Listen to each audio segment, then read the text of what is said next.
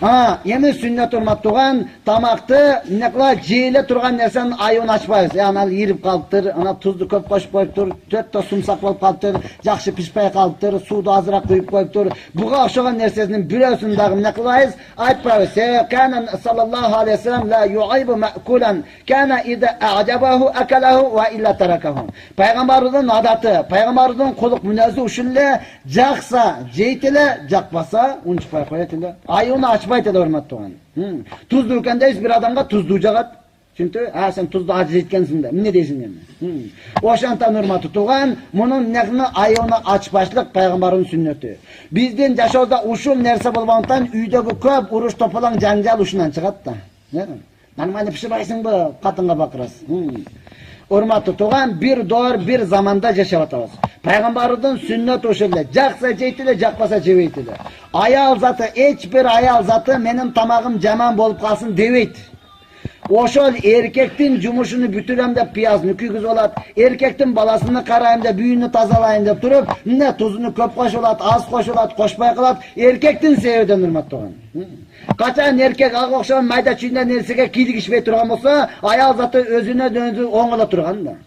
Өткөн айткам, үйдөн чыкпай эле отуруп алсаң, эркекке аялдын сыфаты дагы кирип калат да. Эмне тамак кыласың? Манандай кыл. Кайта кыла бересиң, тузуну коштуңбу, сууну куйдуңбу, пияз куурдуңбу, жакшылап куурсаң, мынандай кыл. Ошонун сыфаты кирип калат да. Эми киргенден кийин экөө бирдей, эки катын бир төшөктө жата албайт. Я Аллах.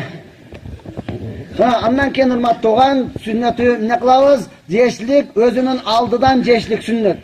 Тамак салынган өзүнүн алдында жешлик. Биз айттык жана ортодон канча көп кол келет болсо ошончолук берекелүү болот. Бизге динсиздер үйрөтүп койду. Чоң табакка салып келесиң, анан өзүнчө дагы абдельный табакты аласың, ошого салып алып туруп өзүңчө жейсиң. Ушул берекесиз.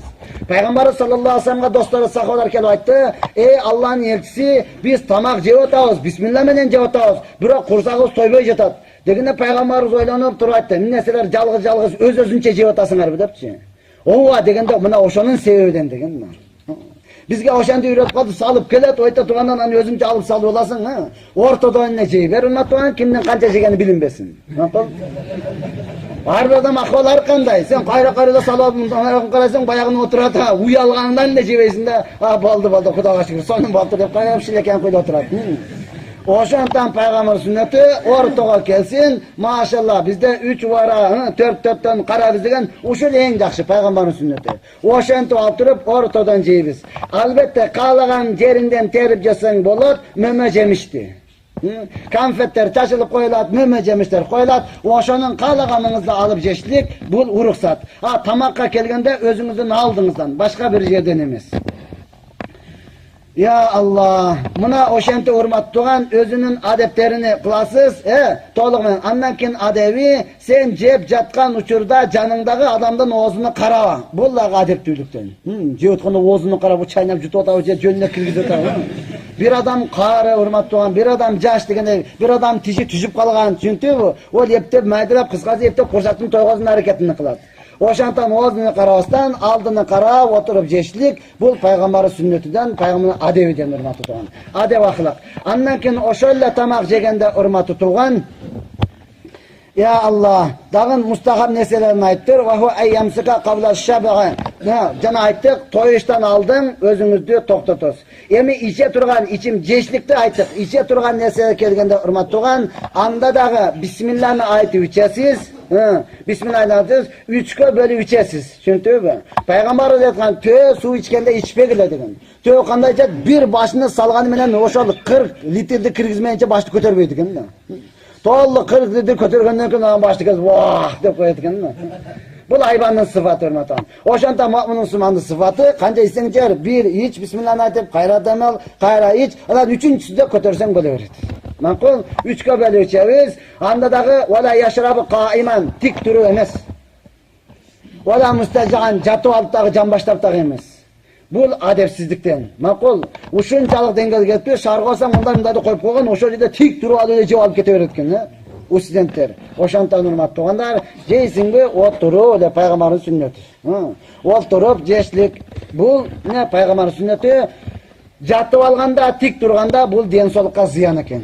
пайгамбарыбыздан медицина. Макул отур.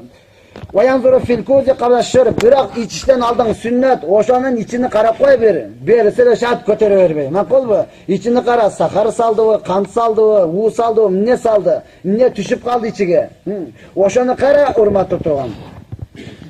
Андан кийин урматтууган, жеген ичкенде пайгамбар сүннөтү ысык боло турган болсо ага үйлөбөсүн дейт.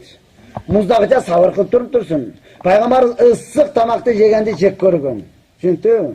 Узатып жейт турган оозуң тилиң күйбөй тургандай. Ага үйшлөчлүк бул карахият, жек көрүлгөн нерсе. Макруh деп коет. Шариат албетте жек көрүлгөн нерсе. Медицина бүгүнкү күнү аны тактап берип айтып атат. Сен дем алганда кычкылдекти аласың дейт. Түшүндүңбү?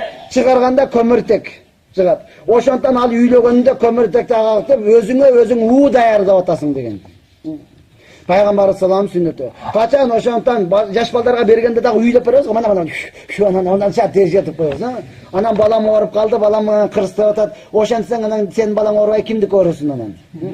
Мына ошондон урматтуу тууган, эмне кылабыз? Пайгамбар сүннөтүнү, адептерин толугу менен сактайбыз.